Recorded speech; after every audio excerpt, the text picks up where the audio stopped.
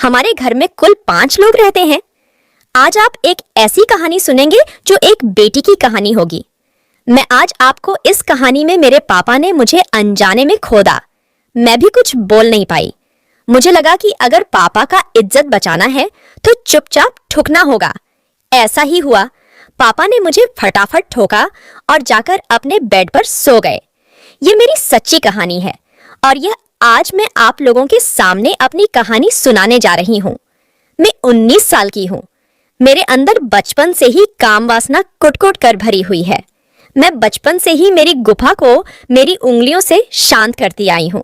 इस वजह से मेरी रसीली गुफा पहले से ही फैली हुई है, क्योंकि मुझे मुट्ठी मारने की आदत है और मैं इसके लिए कभी बैंगन कभी गाजर का भी इस्तेमाल करती हूँ।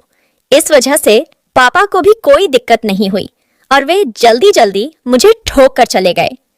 मेरे घर में मेरे अलावा मेरे 2 भाई, मम्मी और मेरे पापा रहते हैं। पापा बिजनेस में है, मेरी माँ स्कूल में टीचर है। पापा एक नंबर फिर खोदू है। इस वजह से उनको दिन भर ठोकने की ही चिंता लगी रहती है, क्योंकि मैंने उन्हें कोई बार अपने मम्मी को टोकते हुए देखा है या कहते हुए सुना है कि आज का क्या प्लान है, आज का क्या प्लान है। एक दिन की बात है, पापा अपने दोस्तों के पार्टी में गए थे। उनको रात भर वहीं रुकना था। मेरे दोनों भाई परीक्षा देने के लिए शहर से बाहर गए थे, तो शाम को मैं और मम्मी दोनों ने कपड़े धोए। मैंने अपने सारे कपड़े धो दिए थे। इस वजह से मैंने मम्मी का नाइट पहन ली थी। रात की 9 बजे पड़ोस की आंटी का तबीयत खराब हो गई थी। इस वजह से मम्मी उन्हीं के साथ हॉस्पिटल चले गई थी, यानी घर में अकेली थी। पापा भी नहीं थे, मम्मी भी हॉस्पिटल गई थी और दोनों भाई एग्जाम देने गए थे। गेट मैंने अंदर से नहीं लगाया था, क्योंकि हो सकता है मम्मी सुबह सुबह हो जल्दी आ जाए और मैं ना उठ पाऊं तो बाहर उन्हें इंतजार करना पड़ेगा। इस वजह से दरवाजा मैंने खुला ही छोड़ दी थी। मैंने मोबाइल पर वह वाली मूवी देखकर सो गई थी। दिन भर काफी ज्यादा काम हो जाने की वजह से नींद काफी ज्यादा हो गई थी और कब सो गई पता ही नहीं चला। जब मेरी नींद खली तो मैंने क्या देखा वह बता रही है।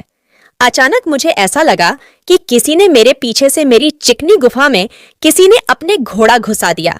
मैं सिर्फ नाइट पहने हुई थी, अंदर कच भी नहीं पहनी थी।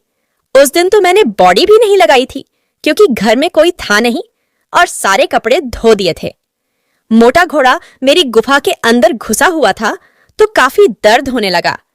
तभी मुझे शराब की बदबू आने लगा। मैंने जैसे ही पीछे देखने की कोशिश की तो उन्होंने अपना हाथ मेरे मुंह पर रखकर दबा दिया, ताकि मैं कुछ बोल ना पाऊं।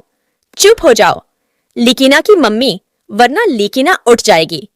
मैं जल्दी आ गया अपने दोस्तों से, क्योंकि मुझे तुम्हारी याद आ रही थी। पर आज मैंने काफी ज्यादा पी ली है, तो आज मैं तुम्हें छोड़कर नहीं रह सकता था।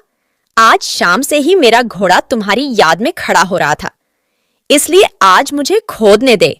और मेरे पापा मेरी गुफा में अंदर बाहर करके मेरी जान निकल रहे थे। मैं कुछ भी नहीं बोल कर रही थी। वह काफी ज्यादा नशे में थे। उनका मोटा घोड़ा रसीली गुफा के अंदर बाहर हो रहा था। अब वह मेरे गुब्बारों को मसलने लगे। उन्होंने बोला, क्या बात है, तुम्हारे मुंह में काफी टाइट हो गया है। तेरी गुफा भी आज काफी टाइट लग रही है। आज ऐसी गर रही है कि तू जैसे कोई 17 साल की लड़की आज तक तुझे ठोकने का मजा कुछ और ही रहा है। तुम आज ही जवान लड़की को फेल कर रही हो। इतना कहकर वह और जोर जोर से मेरी गुफा के अंदर अपने मोटा घोड़ा घुसने लगे। वह मेरी पिछली दुकान को सोहल कर थप्पड़ मारते और जोर जोर से धोखे दे देकर अपने काले घोड़े को मेरी गुफा के अंदर डाल रहे थे। मेरे गुब्बारे और मम्मी के गुब्बारे बराबर साइज के हैं। मेरी कॉल काठी और मेरी मम्मी के जैसी ही है, बस फर्क इतना है, हम दोनों के शरीर मैं अभी जवान हूं और उनकी जवानी ढोलने जा रही है। उनका फुर्तीला जैसे घोड़ा अंदर गया।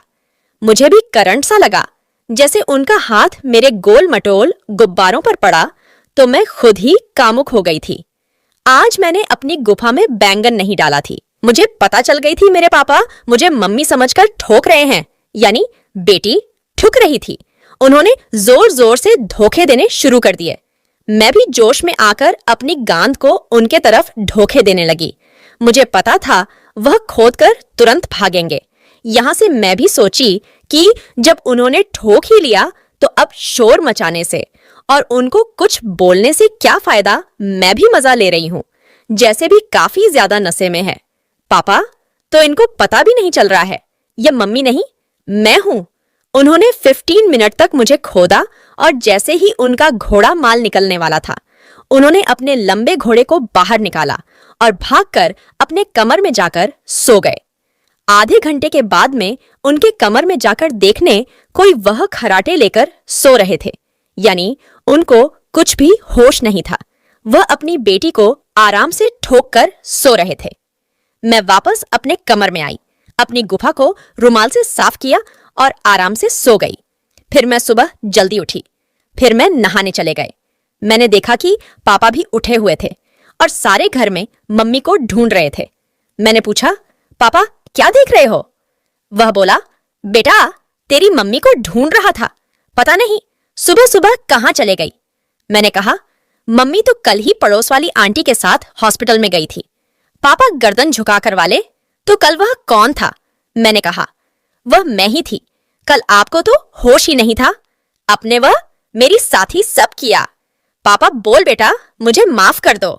मैं नशे में था, पर हाँ, तुमने मुझे रोक क्यों नहीं? मैंने कहा, आपने मुझे मौका ही कहाँ दिया और वह वाला बेटा मुझे माफ कर दो। और हाँ, कुछ गलती तो नहीं हुई?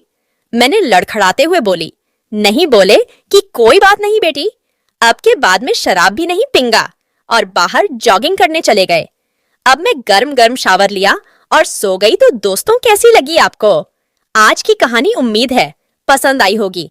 अगर आई है तो वीडियो को लाइक करके कमेंट में जरूर बताएं और चैनल को भी